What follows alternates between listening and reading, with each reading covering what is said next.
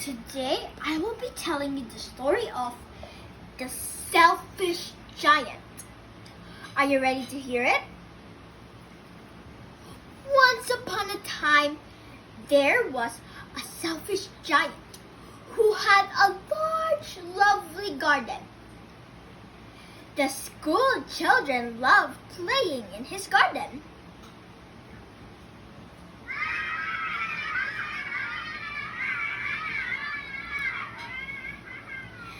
It had beautiful flowers and peach trees. The birds often visit the garden to play with the children. "How happy we are here!" the children cried to each other. One day, the giant came back. He had been to visit his friend, the ogre, and had stayed with him for 7 years. When he arrived, he saw the children playing in the garden. "What are you doing here? This is my garden! Go away!" The giant got mad and shouted. The poor children then ran away as they were so scared. The giant then built a high wall all around it and put up a signage. Trespassers would be prosecuted. The poor children now had nowhere else to play.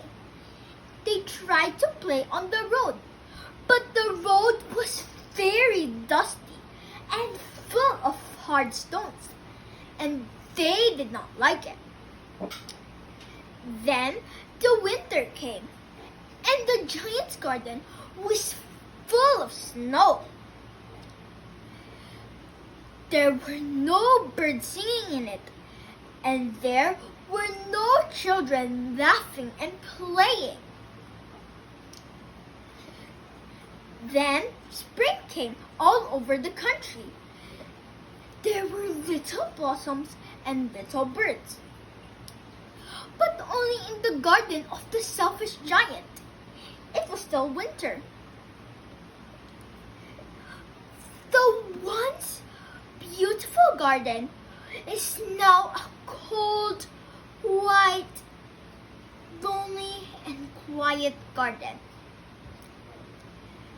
The only people who were happy were the snow and the frost. They even invited their friends, the north wind and the hail, to stay with them. And the north wind and the hail and the frost and the snow played at the garden all day, every day. The giant then got sad. "Why is the spring so late in coming?" he asked himself as he sat at the window looking outside at his garden. The giant kept on waiting and waiting, but the spring never came, nor the summer. The autumn gave golden fruit to every garden, but to the giant's garden, she gave none. "He is too selfish," he said. So it stayed winter all the year round at the giant's garden. One morning, the giant was lying awake in bed when he heard some lovely music. It sounded so sweet to his ears that he thought it was the king's musicians passing by. But it was only a little bird singing outside his window. But it was so long since he had heard a bird singing outside his window that it seemed to him as the most beautiful music in the world. One morning, then the giant looked outside his window And over the wall, he saw the children laughing and playing at the branches of the trees. But in one side of the garden, he saw a little boy who was so small that he couldn't even reach the branches of the trees. Then the giant was so sad and his heart melted. So he quickly went outside his garden and broke the wall. But when the children saw the giant, they were so scared that they ran away. Only the little boy did not run away, as he was so sad and he was crying. Then the giant gently put the boy in his hand and put him on the branch of the tree. Then the little boy stretched his arms out and flung them around the giant's neck and kissed him. When the children saw the giant wasn't mad, they quickly came running back to play. "This is now your garden, little children," said the giant. Every day, the children would play at the giant's garden, and the people who were passing by around seemed that it was the most beautiful garden that they have ever seen. Every day after school, the children would visit the giant's garden and play with him.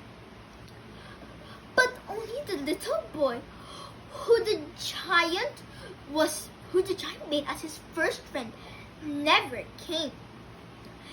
The giant asked the children about the little boy, but they didn't know who the little boy was, nor where he lived. Then the giant got sad, but he still loved the children.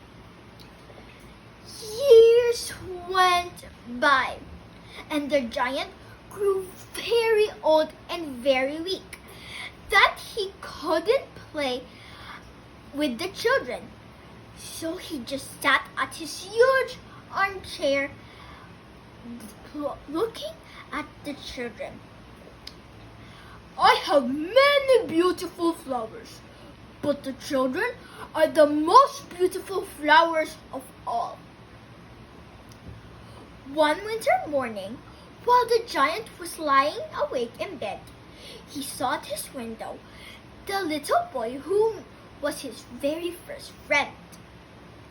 He was so happy that he jumped out of bed and ran downstairs. But as he went closer to the little boy, the giant got mad. "Who dared did this to you?"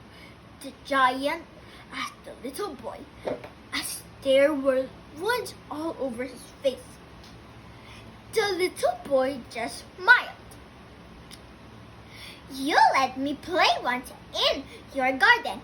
Now it's your turn to visit my garden, the paradise." Then that afternoon, when the children came to the garden, the giant was laying under the tree, dead, covered with white blossoms. The end. So that was the story of the selfish giant. That's it for now. Bye!